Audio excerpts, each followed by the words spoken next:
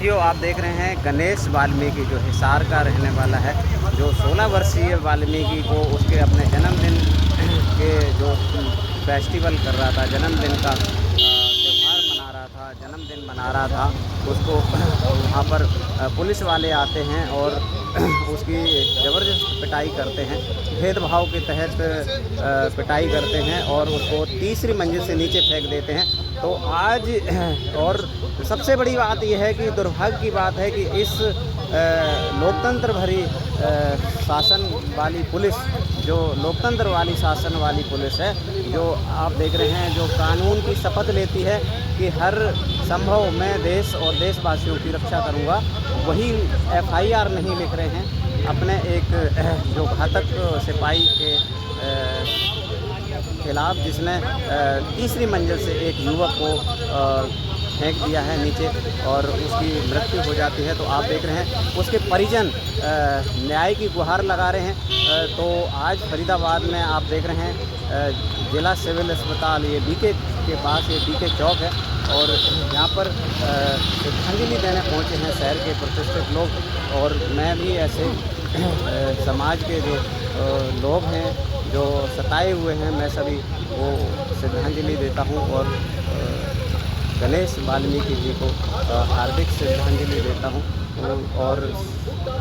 हम सरकार से यही गुहार लगाते हैं कि इनको न्याय मिले और समाज से भी इस भयावही स्थिति में गुजारिश करते हैं कि आप समझ जाएं कि कांग्रेस ने हमारे साथ में बहुत बड़ा भेदभाव किया है। जब सरकार बननी थी पहली और बाबा साहब ने कहा कि हमें हमारे समाज के लिए ज़मीनें दे दो, हमारे समाज के लिए बाबा साहब भीमराव अम्बेडकर ने कहा जवाहरलाल नेहरू से, जो कांग्रेस पार्टी के प्रतिनिधि थे और वहाँ से, तो उनसे कहा तो जवाहरलाल नेहरू ने कहा कि ज़मीनें नहीं हैं। बाबा साहब ने कहा हमारा बहुत बड़ा समाज है,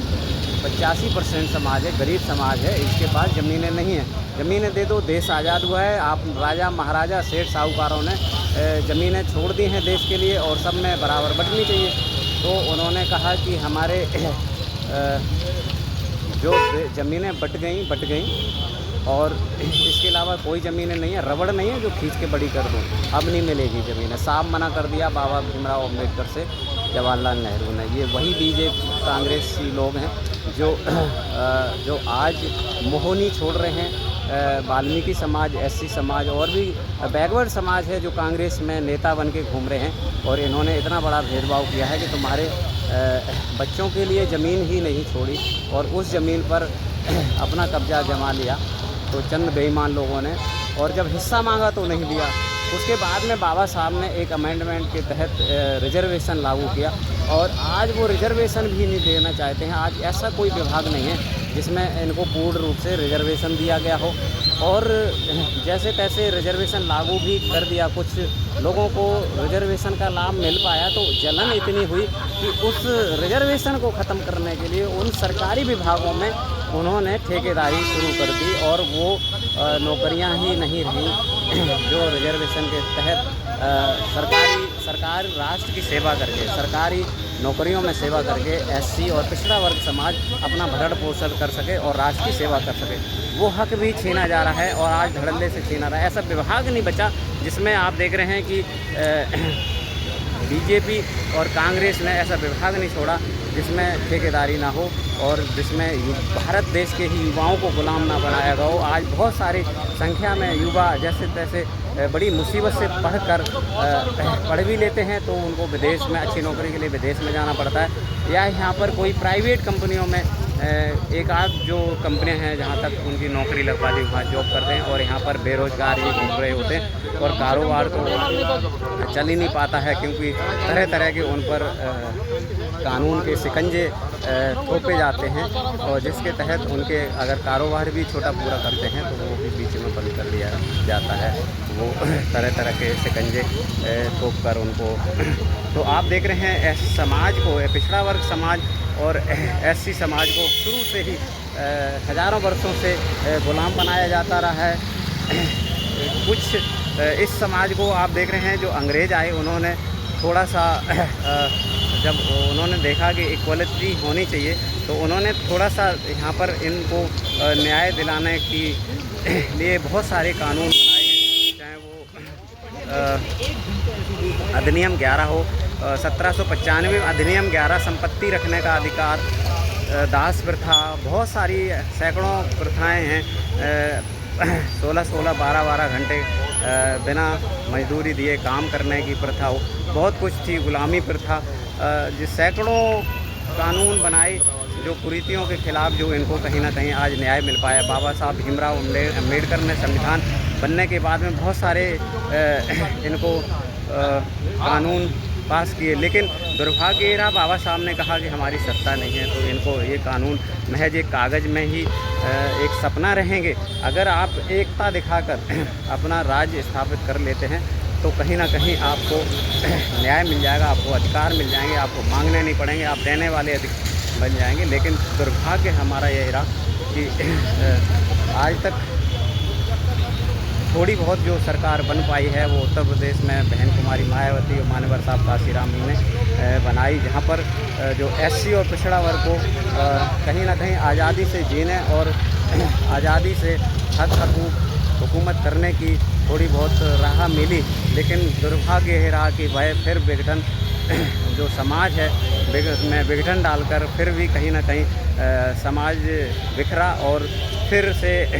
कहीं ना कहीं गुलामी की ओर बढ़ गया। आज फिर पूरी तरह से बहुजन समाज पार्टी उत्तर प्रदेश में, मध्य प्रदेश में, राजस्थान में और हरियाणा में फिर से चलकर खड़ी हो रही है और कहीं ना कहीं इनको करारा जवाब देगी, ताकि ऐसे कोई भी वाल्मीकि समाज हो, यादव समाज हो, जिस पर कोई टॉयलेट ना कर सके, कोई पढ़ाई ग्रंथ या कथा भागवत, रामायण, अखंड रामायण, रविदास रामायण या जो भी बुद्ध कथाएं कहते हैं, तो उन पर कोई अत्याचार ना कर सके। तो ऐसी बहुत सारी जो हैं अव्यवस्थाएं हैं वो बहुजन समाज पार्टी के तहत देश में सत्ता लाकर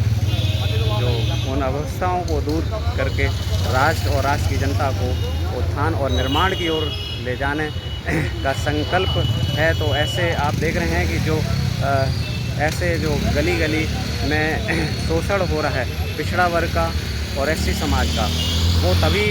बंद होगा जब बहुजन समाज पार्टी सत्ता में होगी और बहन कुमारी मायावती जी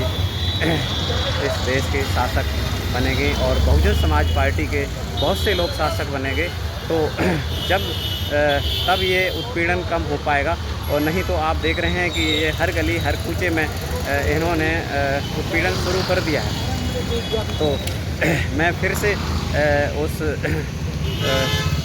नौजवान को श्रद्धांजलि देता हूँ मैं अपने जन्मदिन भी नहीं मना पाया और उसको पुलिस ने बेदर्दी से फेंक दिया। मैं इसकी घोर निंदा करता हूँ। बहुजन समाज पार्टी घोर निंदा करती है इसका, और सभी से मैं यही कहता हूँ कि पिछड़ा वर्ग, एससी समाज और जनरल समाज भी कहीं ना कहीं जागरूक रहे, राष्ट्र के हित में रहे, ताकि कोई किसी का अहित नहीं कर सके, क्योंकि ये जो पूंजीवाद स्थापित किया जा रहा है सबके लिए विनाशक है और फिर देश गुलामी की ओर ना बढ़ जाए। तो इसी के लिए इसी कड़ी में मैं फिर से श्रद्धांजलि देता हूँ और जय भीम, नमो बुद्धाय।